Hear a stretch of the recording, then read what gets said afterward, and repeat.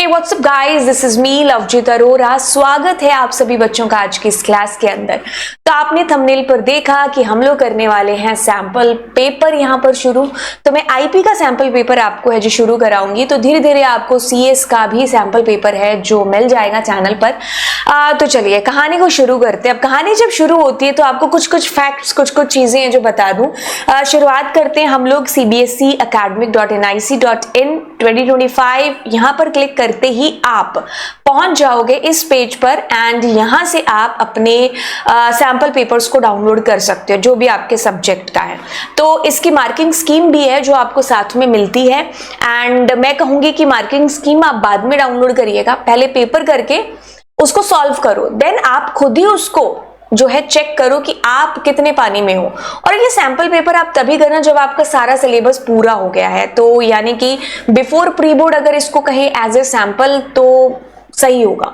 ठीक है, तो चलिए ये मैंने आपको बता दिया कि भाई इस तरीके से आप इसको डाउनलोड कर सकते हैं। अब कुछ चीजें मैं आपको बता दूं कि भाई जब अपना सैंपल पेपर सारे के सारे रिलीज हुए थे तो उस टाइम पर जो आईपी का सैंपल पेपर था उसको कुछ दिनों के बाद में चेंज कर दिया गया। ठीक है, अब बहुत सारे लोगों को ये बात पता नहीं होगी, उनको इसलिए नहीं पता होगी क्योंकि हमने अगर मैंने भी फर्स्ट टाइम डाउनलोड कर लिया तो मैं दोबारा क्यों जा करके डाउनलोड करूंगी। मैं ये कहूंगी कि यार मैंने तो कर लिया ना डाउनलोड।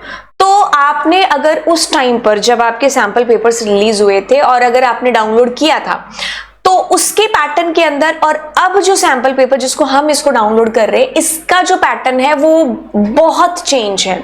ऑल्दो मैंने इसके लिए अपने चैनल के ऊपर वीडियो भी है जो बना दिया था एनालिसिस का, तो अब एनालिसिस का मैं दोबारा वीडियो है जो डालूंगी जो कि इस सैंपल पेपर के अकॉर्डिंग होगा। ठीक है, अब बात ये थी कि भाई जब आपका सैंपल पेपर वो वाला आया था ना तो उसमें ऐसा कुछ मेजर चेंजेस नहीं थे। मतलब ऐसा था कि आपके पास ना मेजर चेंजेस के अंदर से अगर मैं कहूं कि आप कहो कि अरे यार बदल गया तो क्या बदला है दोनों के बीच में, बात ये थी कि जो आपका सेक्शन डी और ई है ना उसके क्वेश्चंस थोड़े बहुत ऊपर नीचे हैं जो आपको देखने को मिलेंगे। ठीक है, उसके अंदर और इसके अंदर। तो मैंने मतलब मेरी जो हैबिट क्या है, मैं जैसे सैंपल पेपर से आते हैं तो मैं उनको डाउनलोड करके रख लेती हूँ। तो मैंने देखो 2014 तक के सारे ऊपर से कर रखे हैं और ये एक बार सीएस के पेपर के साथ भी हो चुका था। तो ये मैंने कंप्यूटर साइंस का पेपर देखो मैंने इसको जो है उस साल 2024 यानी कि लास्ट ईयर की बात कहूं तो मेरे को ये पेन नहीं देखना, हाँ मैं आपको ना ये दिखाना चाह रही थी डेट्स इसकी। जैसे ये सीएस का पेपर था तो मैंने इसको पिछले साल डाउनलोड किया था और मैंने यहाँ पर मार्क के लिए लिख भी दिया कि ये पेपर 2 बार आया था सैंपल पेपर इसके आंसर की। तो मैंने दोनों ही कर लिए थे, तो थोड़े बहुत चेंजेस थे, थोड़े बहुत नहीं, इसमें तो खैर ज्यादा चेंजेस थे, आंसर्स ही चेंज कर रखे थे। और यहाँ पर आपके पास पैटर्न में चेंजेस आपको मिलेंगे 2025 वाले के अंदर। ठीक है, तो पैटर्न बदला है, बाकी क्वेश्चन सेम थे, उनको ऊपर नीचे उन्होंने कर दिया। तो पैटर्न अब किस तरीके का है जो नए वाले पेपर में है, एग्जैक्टली सेम जैसा लास्ट ईयर हुआ था। आपके पास लास्ट ईयर जैसा ही सब कुछ है, राइट? तो ऐसा कोई भी बड़ा मेजर चेंज लास्ट ईयर और इस साल में नहीं है, बट इनके खुद के जो पेपर इन्होंने रिलीज किए थे उनके अंदर मिलेगा। और वो भी क्या है, किसी सेक्शन में ज्यादा थे और किसी में कम थे क्वेश्चन, बट अब it is same as the previous year, right? तो हम अभी वाला जो पेपर है उसी को करेंगे। ऑल्दो मैं इसको काफी दिनों के बाद कर रही हूँ डाउनलोड, है ना, तो हो सकता है क्या पता इसमें भी उन्होंने कोई चेंज कर दिया और तीसरी बार, है ना, तो जब करेंगे तब पता चलेगा। तो चलिए शुरुआत करते हैं सबसे पहले आपके पेपर्स के साथ में। तो हम यहाँ पर एक एक सेक्शन लेकर के है जो चीजें करेंगे, बाद में मैं इस वीडियो को कंबाइन भी है जो कर दूंगी। तो सेक्शन ए आपके पास 21 क्वेश्चन है इसके अंदर और हर प्रश्न आपके पास 1 नंबर का है।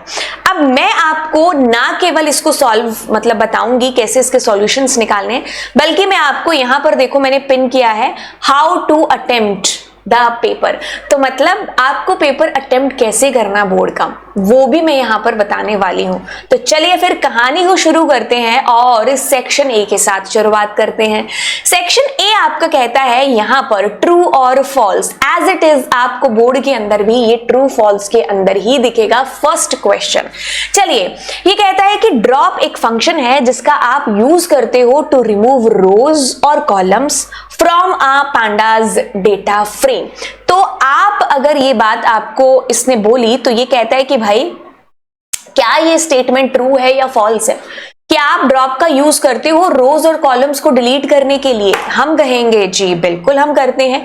बाकी हम इसको प्रैक्टिकली करके देखते हैं। और यहाँ पर मैंने क्वेश्चन भी, मैंने खुद के बच्चों को पढ़ाया होगा तो मैंने यहाँ क्वेश्चन भी देखो ड्रॉप का ही ले रखा है। खैर मैं इसको एग्जीक्यूट करती हूँ और आपके पास एक डेटा फ्रेम है जो यहाँ पर आ जाता है। अब आपको इसमें से मान लो कि कोई रो डिलीट करनी है या कोई कॉलम डिलीट करना है, तो आप ठीक है, या तो आप अपने कॉलम्स को यहाँ पर कोई नाम दे दो, लेबल्स दे दो। अगर आपने नहीं भी दिया है तो क्या दिक्कत है, आपको तो डिलीट ही करना है ना। तो आपको मैं यहाँ पर चीजें हैं जो लिख करके दूंगी, df डॉट, और आप यहाँ पर क्या करते हो, ड्रॉप। अब ध्यान से सुनना, जब आप इसकी बात करते हो ड्रॉप की, ठीक है, और आपको क्या ड्रॉप करना है, ऑब्वियसली मैम या तो रो करनी है या कॉलम डिलीट करना है। तो सबसे पहले आप रो के लिए कहानी को सुन लो, ठीक है, और इसके लिए कहानी आपको याद रखनी है एक्सेस वाला फंडा। तो जब आप रो की बात करोगे तो एक्सेस 0 की बात है जो इसके अंदर होगी। अब मैं क्या करती हूं, मैं इतनी सी बात करती हूं, इतनी सी बात मैंने लिखा यहां पर 0। अब मैं जैसे इसको एग्जीक्यूट करूंगी ना तो आपको आपकी 0 नंबर रो डिलीट मिलेगी। तो ये सबसे आसान चीज है जो मैंने यहां पर आपको बताई, ठीक है। क्या डिलीट करना, रो को डिलीट करना, रो डिलीट, ठीक है। अब मैं आपको कुछ चीजें बताऊंगी कि आपने ये वाली स्टेटमेंट जो लिखी है ना, आप इसको कुछ ऐसे भी लिख सकते थे कि अगर मैं यहां पर कहूं कि मैंने कहा 0 नंबर रो को मुझे डिलीट करना है, और अगर मैंने यहां पर लिखा एक्सेस 0 तो भी ये सेम ही चीज कर रहा है। तो मतलब अगर आपने ऐसा लिखा तो भी आपकी 0 नंबर रो ही है जो डिलीट होगी। मैं इसको और हैश करके दोबारा से लिखती हूं कोई चीज, और उसमें अगर मैंने लिखा कि भाई आप यहां पर लिखोगे एक्सेस इज इक्वल्स टू, और इसके अंदर आपने लिखा इंडेक्स, तो भाई ये भी सेम ही काम है जो आपका हो रहा है। मतलब यार थप्पड़ चाहे ऐसे बजे या ऐसे बजे, बजना गाल पर है और उतने दर्द होगा, है ना। तो आप चाहे 6, 7, 8 नंबर लाइन में से कुछ भी लाइन लिखें तो आपकी रो नंबर 0 ही डिलीट है जो हो रही है। यही एक 3 तरीके नहीं है, अभी और बताती हूँ। सुनो, आप अगर इस तरीके से लिखते हो कि जैसे अगर मैंने इसको रिमूव किया और अब मैं अगर इसको एग्जीक्यूट करूं तो यू विल फाइंड कि आपकी वो तो रो डिलीट हुई ही नहीं।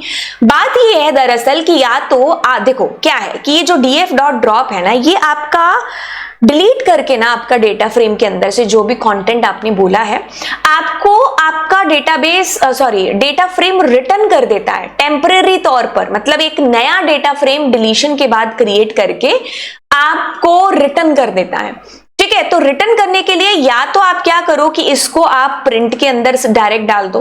तो अब आप देखो कि जब इसने 0 नंबर रो को डिलीट किया और रिटर्न किया तो आपने उसको प्रिंट कर लिया, बट एक्चुअल जो आपका डेटा फ्रेम है ना वो स्टिल वैसा ही रहेगा। अगर मैं इसको एग्जीक्यूट करूंगी तो आप ये चीज पाओगे कि आपका डेटा फ्रेम अभी भी वैसा ही है, लेकिन 9 नंबर लाइन के अंदर क्या हुआ, आपने डिलीट करा करके उसको प्रिंट करा लिया है, ठीक है। तो आपके पास देखो प्रिंट हो गया। या तो आप 6, 7, 8 नंबर लाइन में रिटर्न डीएफ में करा लो, डीएफ की जगह आप एक्स वाई जेड कुछ भी ले सकते हो, जरूरी नहीं है कि डीएफ ही लेना। मैं सेम नाम ले रही हूं ताकि हमारे पास इतने सारे वेरिएबल्स होंगे तो हम खुद ही कंफ्यूज होंगे।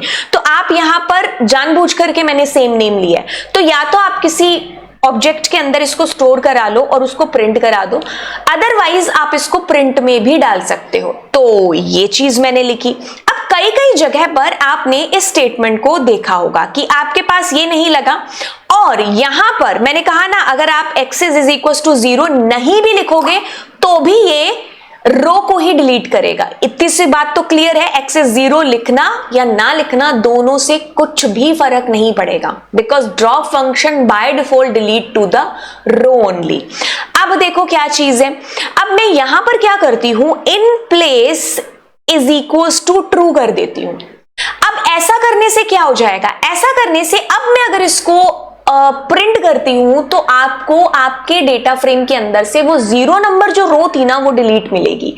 तो मतलब in place is equal to true करने से आपका जो डेटा फ्रेम है उसके अंदर एक्चुअली में जाकर के चेंज है जो हो गया। तो अगर आप अपने डेटा फ्रेम के अंदर चेंज करना चाहते हैं उसी के अंदर ही, तो आप यहां पर in place is equal to true है जो लिखेंगे। तो कहने का मतलब आपके पास एक चीज करने के कितने सारे तरीके हैं जो हो गए। तो अब आप, कई लोग कहते हैं कि भाई इतने सारे तरीके बच्चों को बताने की क्या जरूरत है, या फिर क्यों बता रहे हो इतने सारे तरीके जब एक ही तरीके से काम बन रहा है। तो भाई इट्स प्रोग्रामिंग, पेपर में किसी भी तरीके से आपसे चीज पूछी जा सकती है, ठीक है। तो अगर आप पुराने साल के पेपर खोलेंगे ना तब आपको पता चलेगा कि भाई कितनी वैरायटी के क्वेश्चंस हैं जो आते हैं। वो पैटर्न ही नहीं है कि जो हमने कर रखा है कि भाई ये डिलीट है, नहीं, डिलीट ऐसे ऐसे भी हो सकता है, राइट। तो ये सारे तरीके हैं जो आपको पेपर के अंदर आएंगे। इसी साल के सैंपल पेपर के अंदर आपको ये तरीका पूछा जा चुका है, in place is equal to true वाला। इसीलिए मैं आपको वो सारे तरीके बताती हूं कि जिससे ये चीज पॉसिबल हो सकती है।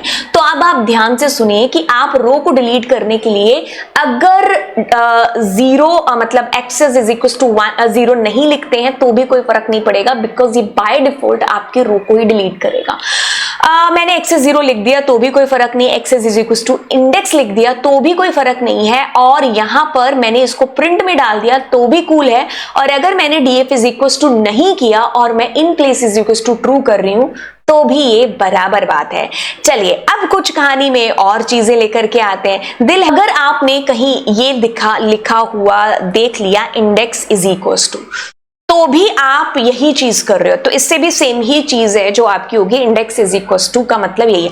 अब अगर आपको मल्टीपल रोज को डिलीट करना है उसके लिए आप क्या करोगे, कुछ भी नहीं। मल्टीपल रोज को डिलीट करने के लिए आप यहां पर, जैसे मैंने कहा 0,1, खैर हमारे पास तो 2 ही रो थी भाई, उसी को डिलीट कर दूंगी तो डेटा फ्रेम में कुछ बचेगा ही नहीं, तो मैंने इसको किया तो है। तो अब आप, मतलब गलती यहां पर आउटपुट की नहीं है, गलती यहां पर यह है कि मैंने रो ही 2 दिए, बट ये मल्टीपल रोज को डिलीट करने का वे हो गया, ठीक है। अगर आपको कहीं ऐसा हो लिखा हुआ दिखता है इंडेक्स इज इक्वल टू, तो भी वो वही चीज की बात कर रहा है जो यहां पर है। ऑल्दो आप इसमें भी वही सारे फंडाज अप्लाई करेंगे जो मैं बार बार नहीं बताऊंगी कि एक्सेस इज इक्वल टू 0 लिखो या ना लिखो, and DF is equal to नहीं लिखना, तो आपको यहां पर in place is equal to true लिखना पड़ेगा। तो ये चीजें मैं बार बार आपको दोहराऊंगी नहीं, तो ये मल्टीपल रोज को डिलीट करने का एक वे हो गया। बट अगर हम कॉलम की बात करें तो मैंने यहां पर आपको क्या बता दिया, रो का फंडा बता दिया। अब आप कॉलम के अंदर आएंगे तो कॉलम में आपको एक्सेस का ध्यान रखना पड़ेगा। देखो कितनी गंदी हैंडराइटिंग है मैम की, है ना। गंदी हैंडराइटिंग मेरी नहीं है, मेरा पेन मेरे को बदनाम कर रहा है। एक्सेस इज इक्वल टू 1 लिखना पड़ेगा। अब हम चलते हैं कहानी के अंदर और ट्विस्ट लाने के लिए, और मैंने लिखा इतना।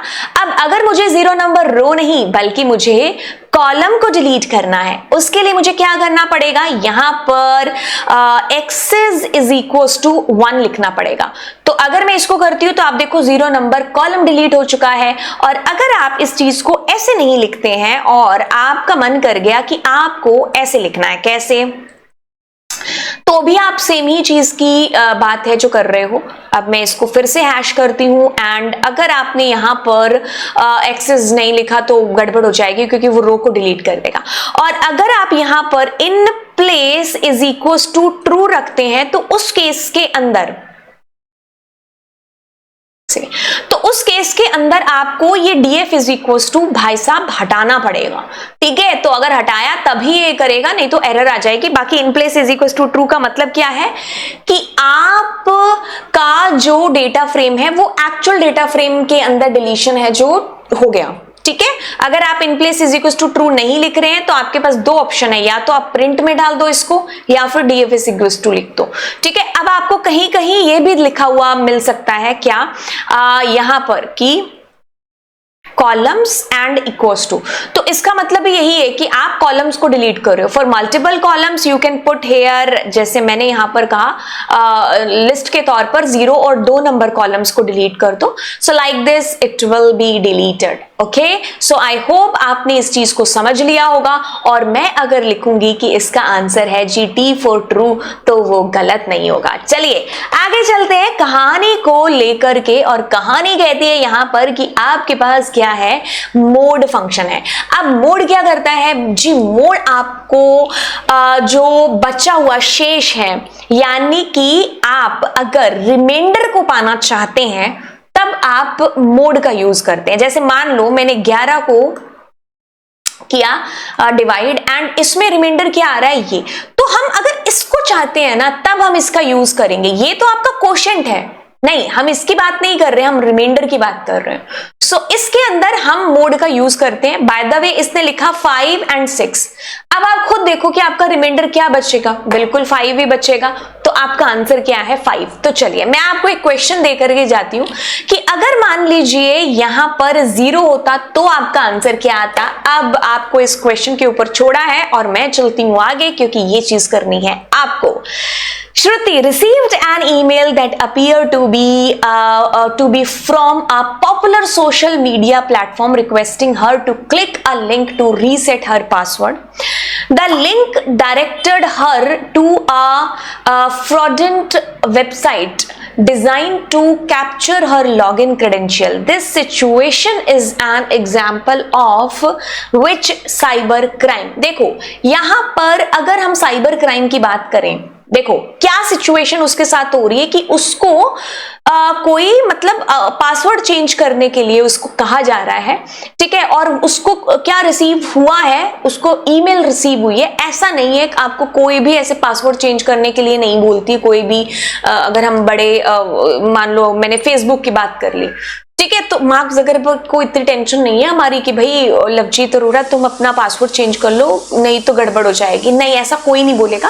वो एडवाइस करते हैं कि आप टाइम टू टाइम चेंज कर लो, ठीक है, बट आपको वो ऐसे फोर्सफुली नहीं कहेंगे, ठीक है, कि भाई इस लिंक पर क्लिक करो, पासवर्ड चेंज करो। तो ये आपके पास फिशिंग के अंदर आता है ना। जैसे मछली बेचारे को पता नहीं होता ना कि भाई ये खाना उसको क्यों, दाना है जो उसको क्यों डाला जा रहा है ना। तो अब मछलियां क्या है, उन जो हैकर्स हैं उनके लिए हम लोग हैं, है ना। तो वो हमें ऐसे ही मतलब हमारी दुखती रग पर हाथ लगाएंगे कि अच्छा पासवर्ड, चलो चलो क्लिक करते हैं, है ना। कोई नौकरी लगाएंगे आपकी, है ना, कुछ लॉटरी दे देंगे आपको कि भाई घर बैठे लाखों की लॉटरी। ऐसा होता तो बात ही क्या होती है ना। तो इस तरीके की जो आपको स्पैम ईमेल आती है वो फिशिंग ही है जो होती है, ठीक है। बाकी जो बुलिंग है उसके अंदर क्या है कि भाई किसी को आप कह लो कि सोशल मीडिया के थ्रू, मैसेजेस के थ्रू किसी को ऐसे मतलब कुछ ऐसे अपशब्द बोलना, हरास करने की कोशिश करना, उसको चिढ़ाना, शायद उसकी नाक को लेके, आंखों को लेकर के, है ना, तो बुली करना उसको। एक जो बुली हम देखते हैं और एक जो वही चीज ऑनलाइन हो रही है, ठीक है, वो साइबर बुली है जो हो गया। बाकी देखो वायलेशन ऑफ इंटेलेक्चुअल प्रॉपर्टी में तो आपका कॉपीराइट, ट्रेडमार्क, पेटेंट आ जाता है, तो इसका उससे तो कोई लेना देना नहीं है। बाकी हैकिंग मतलब अनऑथोराइज तरीके से आपके सिस्टम्स के अंदर, आपके कंप्यूटर के अंदर इन करने की कोशिश करना और आपके पूछे बिना आपकी फाइल्स को एक्सेस करना, आपके डेटा को एक्सेस करने की कोशिश करना, वो आपका हैकिंग के अंदर आ जाएगा। बट जहां पर भी आपको कोई मेल वेल आती है ना और आपसे कुछ लिंक पर क्लिक करवाया जाता है ना, तो वो आपका फिशिंग के अंदर ही है जो बेसिकली आता है। तो उसमें ये भी चीज होती है कि वो आपको ऐसे ईमेल आईडी बना करके मेल करते हैं कि आपको लगता है कि यार वो रियल ईमेल आईडी है, बट एक्चुअल में क्या होता है कि जैसे अगर मैं कहूं उसने आपको मेल किया फेसबुक की बजाय फेसलुक से कर दिया, है ना। अब हम तो हो गए कि यार मार्क ज़करबर्ग के लिए मैं ही इतनी इंपॉर्टेंट हूं है कि मेरे को बंदा मतलब मेल करके उसको टेंशन हो रही है मेरे ईमेल आईडी का पासवर्ड चेंज करने की। तो बात ये है कि वो आपके पास स्पैम है जो आ रखा है। तो एसबीआई की जगह मान लो एसडीआई कर दिया। इतना हम जल्दबाजी में रहते हैं कि कौन ही पढ़ता है उस ईमेल को, है ना। चलिए कि भाई किसका ईमेल है जो आ रखा है, तो उल्टे पुल्टे अक्षर भी हमें सीधे ही लगते हैं और जब ऐसी घबराने वाली बात होती है तब तो जरूर।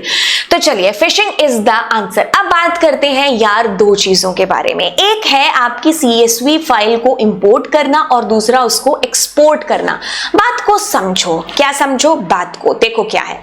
अगर मैं कहूं कॉमा सेपरेटेड वैल्यू, ये आपकी क्या है, CSV है।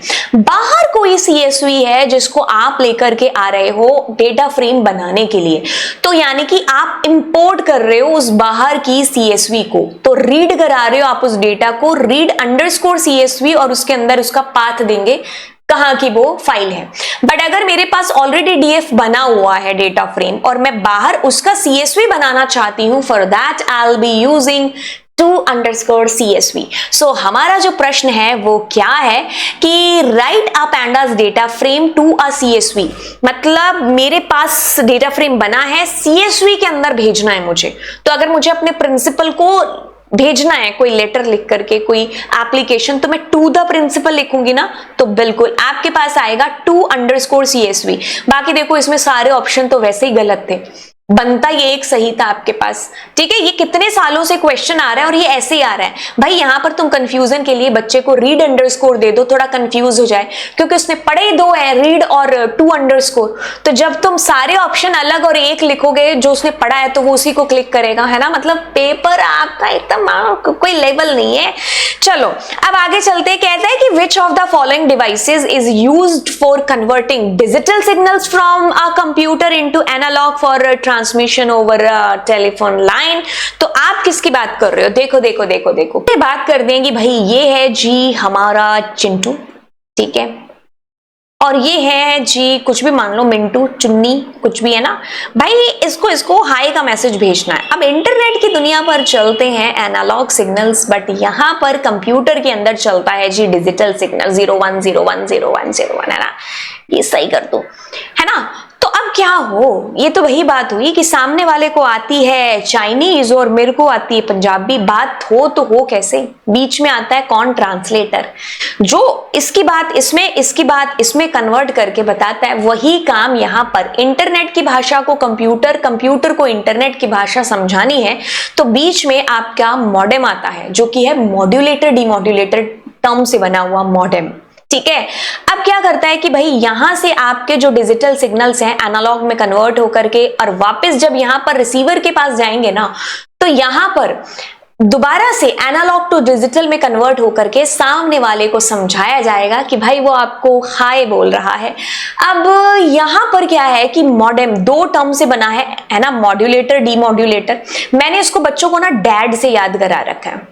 कैसे, क्या कहने की कोशिश कर रही हूं कि जो डीमॉड्यूलेटर होता है ना, वो आपका एनालॉग को डिजिटल में करता है, तो जो रिसीवर है ना उसके पास डीमॉड्यूलेटर फ्रेम में आता है, और जो सेंडर है उसके पास मॉड्यूलेटर फ्रेम के अंदर आता है। तो ऑब्वियसली आपको आंसर है जो पता चल ही चुका है। बाकी अगर मुझे डिवाइसेस को आपस में कनेक्ट करना है तो स्विच या हब लगता है। हब आपका एक ऐसा डिवाइस है जो मैसेज को ब्रॉडकास्ट करता है, जिसकी वजह से ट्रैफिक जनरेट होता है। तो बजाय उसके इसको प्रेफर करते हैं अगर हमें इंडिविजुअल नोड्स को मैसेज भेजना है जहां पर ब्रॉडकास्ट नहीं करना है। रिपीटर क्या करता है, आपके जो वीक हुए सिग्नल्स हैं कि अगर आप एक जगह से दूसरी जगह अपने डेटा को भेज रहे हैं और आपके सिग्नल्स मतलब दूरी बहुत ज्यादा है, 100 मीटर आपकी एनसीईआरटी के अकॉर्डिंग कहें तो उससे ज्यादा है, उसके लमसम है, तब आप रिपीटर का यूज करेंगे। ये बिल्कुल वैसे ही हो गया कि मैंने अगर कहा ओ हाय भाई, उसको सुनाई दिया नहीं ना, तो बीच में अगर कोई खड़ा होकर के मेरी बात रिपीट करेगा तो गेट टू नो कि अच्छा मुझे हाय बोला जा रहा। रिपीटर का भी यही काम है। रूटर क्या है कि भाई रूट डिसाइड करने वाला कि आपके जो डेटा है वो पैकेट्स में डिवाइड हो चुका है, अब वो पैकेट अलग अलग रूट से होते हुए डेस्टिनेशन पर पहुंचते हैं। बाकी मैंने इन सबको अच्छे से एक्सप्लेन कर रखा है। एज पर दिस क्वेश्चन और आंसर इज दिस, क्या, मॉड्यूलेटर डीमॉड्यूलेटर, इट्स मॉडेम। अब देखो यार यहाँ पर क्या है, राउंड फंक्शन की कहानी आती है कि आपको करना है राउंड ऑफ। देखो इसको मैंने ना अलग से क्लास के अंदर बड़े तरीके से बता रखा है। बाकी अगर आप जीरो डालो या जीरो ना दो, क्योंकि इससे कोई फर्क नहीं पड़ता है, ठीक है। देखो ये बिल्कुल वही बात है कि अगर मैंने कहा राउंड एंड मैंने कहा 5.6, और अगर मैंने लिखा राउंड एंड मैंने आपको लिखा 5.6,0, दोनों से आउटपुट सेम आएगा। बस ये देखा जाएगा पॉइंट के बाद क्या है, 6 है ना, तो ये आपका 6 मतलब एक ऊपर में कन्वर्ट हो जाएगा, मतलब ऊपर चला जाएगा। 5 आपका 6, अगर यहीं पर 4 होता तो लिखा हुआ ना लिखा हुआ 0 इज इक्वल, दोनों से output will be same, but point के बाद 4 है तो ये 5 का 5 ही रहता है उस केस के अंदर। तो क्या कह रहा है कि ऑलवेज राउंड, पहला पॉइंट पढ़ते हैं, round the number two the nearest integer, always round the number up, ऐसा तो नहीं है, लीव द इंटीजर, नहीं ये ऐसा भी नहीं है, ऑलवेज राउंड, नहीं ऐसा नहीं है। तो हमारे पास A option will be the correct, जो भी नियरेस्ट इंटीजर होगा उसके लिए क्या करना है, पॉइंट के बाद देख लो, अगर 5 या 5 से ज्यादा बड़ा है तो अप हो गए, अगर छोटा है 5 से तो आप वही नंबर है जो पर्टिकुलर आपका रहता है। तो 0 लिखो या ना लिखो, इट डजंट मैटर। बाकी यहां पर 0 के अलावा माइनस और पॉजिटिव से क्या क्या होती हैं चीजें, वो मैंने आपको बता रखा है। अब चलते हैं आगे, उन वीडियोस को आपको जरूर देखना है। ठीक है, तो चलिए बढ़ते हैं अब अगले क्वेश्चन की तरफ। अगला क्वेश्चन आता है हमारा, ये आता है जी लास्ट जो हमारी यूनिट है सोसाइटल इम्पैक्ट, वहां से। तो पूछा है कि Arushi has written a novel and wants to protect her literary work, Which type of IPR will help her do that? C. IPR की बात हो रही है, इंटेलेक्चुअल प्रॉपर्टी राइट। इसमें ये 3 चीजें हैं। पेटेंट, अगर सवाल में होता कि भाई इन्वेंशन से रिलेटेड है, उसने कोई ऐसा नया आविष्कार किया है और उसको किसकी हेल्प लेनी चाहिए या क्या लेना चाहिए, तो पेटेंट आता। ठीक है, फिर आती है बात किसकी, ट्रेडमार्क की बात। ठीक है, अगर हम कहें कि किसी कंपनी के लोगों की बात हो रही है, कोई ऐसा हम कह लो कि जैसे पहले इस्तेमाल करें फिर विश्वास करें, है ना, तो अगर मैं किसी के लोगों की या ऐसे ट्रेंड की बात करती हूँ ना, कि जिससे उस कंपनी की पहचान हो, आइडेंटिफिकेशन हो कि हाँ हम उस कंपनी के बारे में बात कर रहे हैं, है ना, तो तब हमारे पास हम ट्रेडमार्क की बात है जो करेंगे। तो इस क्वेश्चन के अकॉर्डिंग क्या है, लिटरेरी वर्क। तो अगर हम किसी सॉफ्टवेयर को बना रहे हैं, अगर मैंने किसी मान लो कोई पेंटिंग बनाई है या मैं कोई नॉवल बुक लिख रही हूं, तो उसका क्या होता है, कॉपीराइट है जो बेसिकली होता है। ठीक है, तो कॉपीराइट हमारा इसका आंसर है जो होने वाला है। एंड ये तो लोगो वगैरह के लिए यूज में आएगा और ये इन्वेंशंस के लिए, और बाकी जो लिटरेरी वर्क है, नॉवल है या फिर कोई सॉफ्टवेयर मैंने कहा ना, तो हम उनके लिए कॉपीराइट है जिसकी हेल्प लेते हैं।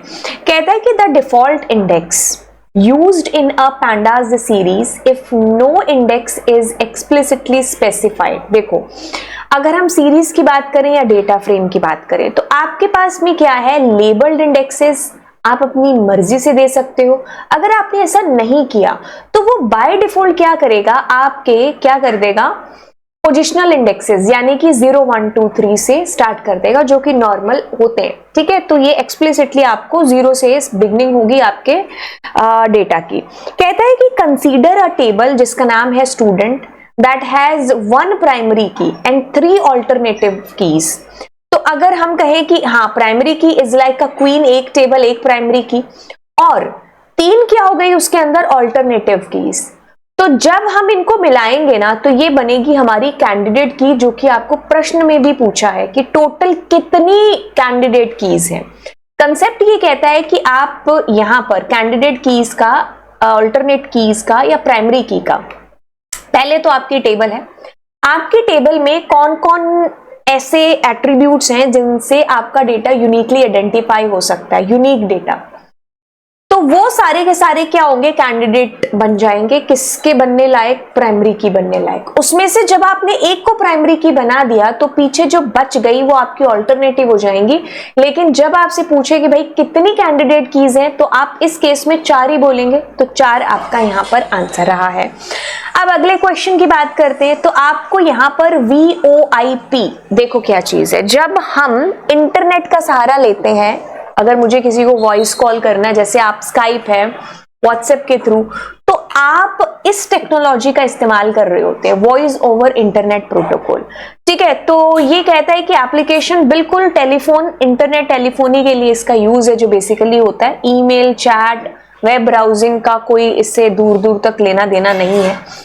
कहता है कि which of the following function is used to count the non-null values in a column। देखो सीधे सीधे क्वेश्चंस पूछे, कोई ऐसा आउटपुट बेस्ड कुछ ऐसी चीजें नहीं बोली है, सीधे बस कंसेप्ट बेस्ड क्वेश्चंस हैं जो आपके पास आ रखे हैं। तो अगर नॉन नल वैल्यूज को काउंट करना है तो आपके पास में देखो, ये तो क्या करेगा, पूरी टेबल का पूरा कितनी रोज है एक तरीके से वो आपको बता रहा है। लेकिन अगर आप कहोगे कि यहां ऐसे कॉलम का नाम दे दोगे, तो अगर मान लो कॉलम है आपके पास एज, उसके अंदर किसी की एज 30 है, 40 है, फिर नल लगा दिया, फिर 30 लगा दिया, तो अगर तो मैंने कहा कि भाई स्टार पूरी टेबल के अंदर आपके पास 1 2 3 4 रिकॉर्ड आ जाएंगे, बट अगर मैं स्पेसिफिकली इसमें एज लिख रही हूं ना, तो ये क्या करेगा 1 2 एंड 3 तीन देगा आपको आंसर, क्योंकि एक इसमें क्या है नल है। बाकी देखो सम से सम हो जाएगा, एवरेज से एवरेज निकलेगा, लेकिन काउंटिंग के लिए आप काउंट स्टार या काउंट के अंदर उस एट्रीब्यूट को लिखते हो, स्टार से हो जाएगा कि पूरी टेबल के अंदर कितने रिकॉर्ड्स हैं, चाहे वो नल ही क्यों ना हो। लेकिन अगर स्पेसिफिकली कॉलम डाल दोगे ना, तो वो क्या करेगा, नॉन नल वैल्यूज को आपको देगा। तो हम बी आंसर यहां पर कहें। तो चलिए अब आगे चलते हैं और अगले क्वेश्चन की तरफ बढ़ते हैं। When two panda series with different indexes are added, तो क्या होता है, देखो क्या चीज है। अगर आप यहां पर, जैसे मैंने एक सीरीज ले ली यहां पर, ठीक है, उस सीरीज का नाम आपने कुछ भी रखा, मैंने कहा pd डॉट सीरीज, कुछ डेटा आपने उसके अंदर ले लिया। अब मैं इसके इंडेक्स देती हूं, ठीक है, छोटी सी सीरीज बनाते हैं, तो मैंने इंडेक्सेस यहां पर दे दिए।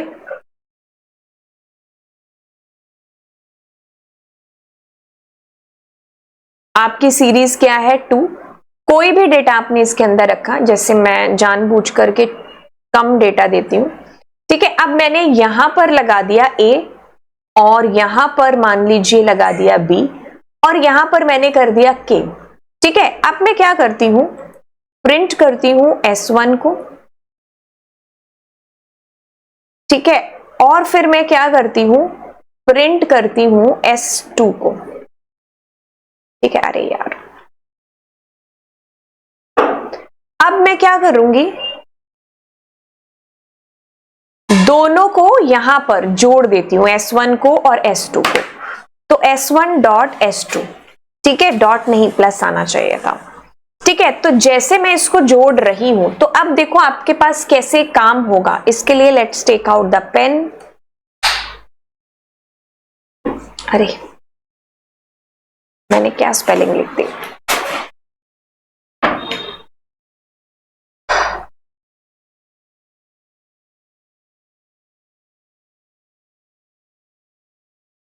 ठीक है। अब ध्यान से सुनना, इस क्वेश्चन की पकड़ को आप समझना कि क्या चीज हुई है। सुनो, इसके अंदर क्या है, this is your series number 1, है ना, and this is your series number 2, और आप कर क्या रहे हो, आप कर रहे हो S1 को जोड़ो S2 के साथ में, कोई भी अर्थमेटिकल ऑपरेटर आपने यहां लगाया है। अब क्या होगा, सेम इंडेक्स, इसका A और इसका A दोनों आपस में जुड़े, और आपके पास में क्या आया आंसर, A और ऊपर से A, which is coming, that's my bad, what I did, मेरे को यहां पर S2 प्रिंट कराना चाहिए था, that's why मैं भी ये सोचूं, मैंने BAK दिया हुआ था, है ना। सी, अब हुआ क्या यहां पर, ध्यान से सुनिए, what happened there। आपके पास आपकी सीरीज है which is S1 and this is your series which is S2, और आप यहां पर कोई प्लस माइनस जो भी कर रहे हो, तो क्या होगा आपके पास, देखो यहां पर A इसका और इसका A, तो दोनों जुड़ करके आपके पास क्या होगा 13, फिर इसका B और इधर से इसका B ही देखेगा, बट आप देखो इसके बाद C आ रहा है जबकि इसमें नहीं है, तो यानी कि अगर इस बस के अंदर राम है ना, तो वो उस बस के राम से ही बात करेगा, इस बस में सीता तो वो उसकी बस की सीता से, मतलब दोनों सेम इंडेक्सेस नहीं है, तो वो क्या कर देंगे, नैन वैल्यूज, ठीक है। अब नैन को अवॉइड करने के लिए वो अलग चीज है जो मैं आपको बता रही हूं, ठीक है, हम यहां पर फंक्शंस का इस्तेमाल भी कर सकते थे। तो अगर मैं करूं ऐड और ये करूं, तो हालांकि इन दोनों से आंसर सेम आएगा, लेकिन इस नैन के मैटर को अवॉइड करने के लिए आप यहां पर फिल वैल्यू भी यूज कर सकते थे। तो अब क्या होगा कि ये जो K और C की वैल्यू है ना, ये नल आने की बजाय, नैन आने की बजाय अब ये 10 से जुड़ जाएंगे, ठीक है। तो C आपके पास में क्या था, C was 33, और ये अब 10 से जुड़ करके 43। तो अगर K था तो वो 10 के साथ ऐसे, तो आपके पास अगर आपने प्लस किया तो ये हो गया। और अगर आप फंक्शन का सहारा लेते हैं तो फिल वैल्यू जो है ना वो आपकी मदद करेगा नॉन नल वैल्यूज को वॉइड कराने के लिए। बट हमारा क्वेश्चन कुछ और था। क्वेश्चन था कि डिफरेंट इंडेक्सेस का क्या होता है, जो आपने अभी पढ़ लिया। मुझे लगता है पूरा पढ़ने की जरूरत ही नहीं है, इग्नोर होता नहीं, एरर आती नहीं, कुछ नहीं, वो आपको नल वैल्यूज है जो मिसिंग डेटा के लिए दे देता है। आगे चलते कहते हैं कि in India the primary law that deals e commerce and cyber crime के लिए इंफॉर्मेशन टेक्नोलॉजी एक्ट, ये कह लो हर साल एज इट इज क्वेश्चन आ रहा है आपके पास में। कभी तो आपसे ये भी तक पूछा गया है कि आईटी एक्ट है जो उसकी फुल फॉर्म बता दो। ठीक है, तो आप इसको ढंग से पढ़ के भी जाना एंड ऑब्वियसली फुल फॉर्म तो आ ही जाएगी। कहता है कि which SQL command is used to sort rows in either ascending और डिसेंडिंग ऑर्डर। तो आपके पास जब क्वेश्चन हो असेंडिंग, डिसेंडिंग, अल्फाबेटिकल ऑर्डर, तो आप चाहते ना चाहते ऑर्डर बाय की बात है जो कर रहे होते हैं। सॉर्ट बाय नहीं होता, ग्रुप बाय का अपना यूज है, सॉर्ट ऑन नाम की भी कोई चीज नहीं होती है। तो your answer is order by. जब आप असेंडिंग ऑर्डर के लिए करते हो तो आप ASC लिखो या ना लिखो लास्ट में, क्योंकि वो बाय डिफॉल्ट असेंडिंग ऑर्डर में ही डेटा सॉर्ट करता है। लेकिन अगर आपको डिसेंडिंग में करना है तो आप DESC यूज करोगे, और कैपिटल हो या स्मॉल हो, it doesn't matter. Which of the following Python command select first 3 रोज। अब फर्स्ट 3 अगर ऑप्शन नहीं होते तो आपके और मेरे दिमाग में यही आता कि हेड के अंदर 3 डाल दो, बट क्योंकि तो ऑप्शन दिया है और कहा है कि एज्यूम करो कि labelled indexes are conjugative integers जो कि 0 से स्टार्ट हो रहे हैं, तो इट इज आस्किंग पहली 3 रोज को आपको फैच करना है। ठीक है, तो अब यही किस्सा आप इसके अंदर अप्लाई करके देख लो जो हमने ये वाली सीरीज बनाई है। ठीक है, तो पहली 3 रोज मैंने कुछ कुछ डेटा इसके अंदर डाल दिया, इस इंडेक्स को भी उड़ाते हैं। तो देखो, अगर मुझे पहली 3 रोज करनी है तो आपके पास में एक सबसे अच्छा तरीका है कि मैंने कहा ये, तो अब क्या करेगा 0, 1 और 2 आपके पास आ गया। अब आप एक काम और भी कर सकते हैं। मैंने अगर इसके अंदर ऐसा लिखा ना, और मैं कर रही हूं यहां पर .loc, देखो क्या होगा। अगर आपको थोड़ा सा भी लॉक याद है, यूं तो कहे कि भाई आउटपुट सेम आएगा, बट इसमें एक चीज है जो होने वाली है, दैट इज दिस, इसमें जो लास्ट वाला है ना वो इंक्लूड होता है। ये लॉक की अपनी कह लो खासियत है। ठीक है, यूजुअली जब हम स्लाइसिंग कर रहे होते हैं तो हम 11 से यही सीखे होते हैं कि लास्ट वाला एक्सक्लूड होगा, फिर अचानक से लॉक पढ़ा तो पता चला कि इसमें लास्ट वाला विल बी इंक्लूडेड। तो इसीलिए इसमें आपको एक कम है जो देने की जरूरत है, उस केस में 0, 1, 2 आपका होगा और आप सेम आउटपुट की एक्सपेक्टेशन यहां कर सकते हो। तो ना, यस, ना 0, 1, 2, 3, 4 आ जाएगा, इसमें भी नहीं। तो your answer will be here B, right. चलिए, अब ये कहता है कि in which network topology is every node directly connected to other node. देखो, ये होता है आपके पास स्टार टोपोलॉजी, नहीं, आपके पास एवरी नोड डायरेक्टली, ठीक है, तो ये होता है आपके पास मैश टोपोलॉजी के अंदर। क्योंकि ध्यान से सुनो, मैश टोपोलॉजी में कितने कॉम्बिनेशन बनते हैं वो भी आपको नीचे मुझे कमेंट सेक्शन में बताना पड़ेगा, क्योंकि हजारों बार मैंने अपनी क्लास के अंदर वो फॉर्मूला दे रखा है, जैसे आप कितनी तारें लग सकती मैश के अंदर वो पता कर सकते हो। खैर, इसमें देखो क्या है, अगर हम स्टार की बात करें तो आपका सर्वर उसके साथ में सब कनेक्टेड है, लेकिन ट्री की बात करें तो ट्री अपने आप में बस और स्टार दोनों का कॉम्बिनेशन है। लेकिन अगर मैं मैश की बात करूं तो मैश में क्या होगा, 4 कंप्यूटर है, सब आपस में कनेक्टेड है एक दूसरे के। ठीक है, तो बस टोपोलॉजी क्या है, एक तार है, उसके साथ कंप्यूटर है, तो डायरेक्टली कनेक्टेड भाई यही है कि what is the use of InSTR function. 2 function है आपके पास, लेंथ और InSTR, जो आपको न्यूमेरिकल में आंसर करेंगे। ये क्या करेगा, इंटीजर इंडेक्स बताएगा, तो रिप्लेस नहीं करता, लेंथ भी नहीं बताता, पोजीशन बताता है आपको कि वो पर्टिकुलर जो सब स्ट्रिंग है ना वो कहां से शुरू हो रही है, मतलब कौन से इंडेक्स पर है। बट मैं अब आपको एक क्वेश्चन फिर से दे करके जाती हूं कि अगर मैं InSTR, मतलब अगर मैं इसको ओपन ही कर लेती हूं,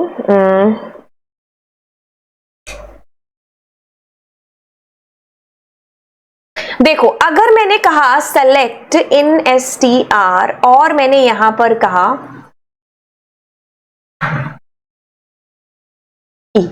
ठीक है, अब आप ना मुझसे एक सवाल पूछ सकते हो। सवाल ये है कि अब इसमें ई तो कितनी बार आ रहा है, उस केस में क्या होगा? फर्स्ट अक्रेंस कहां से है? 1 2 3 4, तो यानी कि इसमें 0 वाली कोई बात नहीं है, 1 से ही शुरू होगा।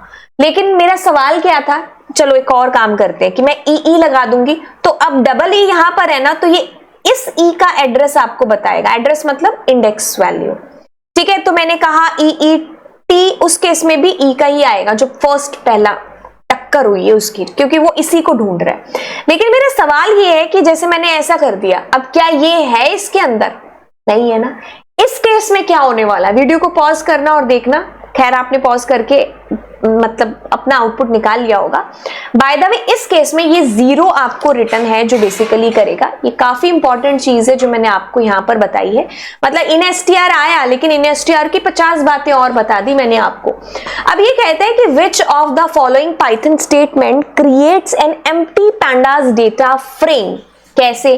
पीडी अगर आपका अलियासिस है तो अब आप नन डालोगे, नहीं ऐसा भी नहीं हो सकता, ऐसा भी नहीं हो सकता क्योंकि आपने खाली लिस्ट डाली है। नहीं, एम्प्टी नाम का कोई फंक्शन नहीं है, आपके पास बी के अलावा कोई और चांस नहीं है, ठीक है।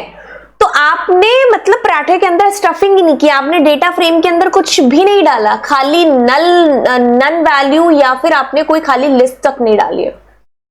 तो आगे चलते कहते हैं कि which of the following is not an aggregate function.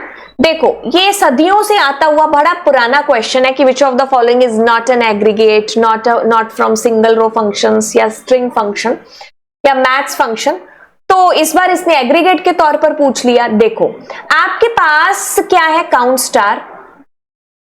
आपके पास काउंट के अंदर अगर आप एट्रीब्यूट लिखते हैं, बाकी देखो मिन है, बाकी देखो मैक्स है, इसके बाद आपके पास सम है और इसके बाद आपके पास एवरेज है। तो 1 2 3 4 एंड 5 इनको अगर हम एक ही मान के चले, ऑल्दो इसके अलावा भी है बट आपके सिलेबस में आपको इतने करने हैं। तो मैंने अपर का जिक्र किया नहीं। तो ये कौन सा फंक्शन है? ये स्ट्रिंग या टेक्स्ट फंक्शन है। इसी के साथ एक और यूज होता है यू केस। तो यू केस और अपर दोनों सेम काम करते हैं। अब आपके पास दो क्वेश्चन आएंगे जो कि असर्शन और रीजन के होंगे। तो इन क्वेश्चन को सॉल्व करने के लिए क्या है कि पहले आप रीजन को मत पढ़ो, पहले आप सिर्फ असर्शन को पढ़ो और उसके बेसिस पर देखो कि क्या ये सही है या गलत है, क्योंकि दो ही फैसले होंगे ना, कि अगर ये सही है तब हम इसको पढ़ेंगे और उसके बाद ये होगा, इससे तीन चीजें निकलेंगी, या तो ये गलत होगा तो सारा झंझट खत्म हो जाएगा, उस केस में हम इसको आंसर कर देंगे।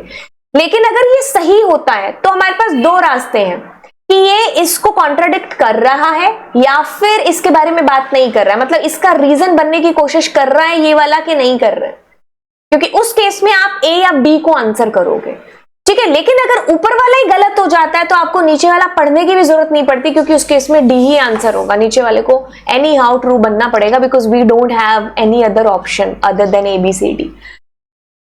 कहते हैं कि the output of print DF and LOC का आउटपुट क्या सेम होता है?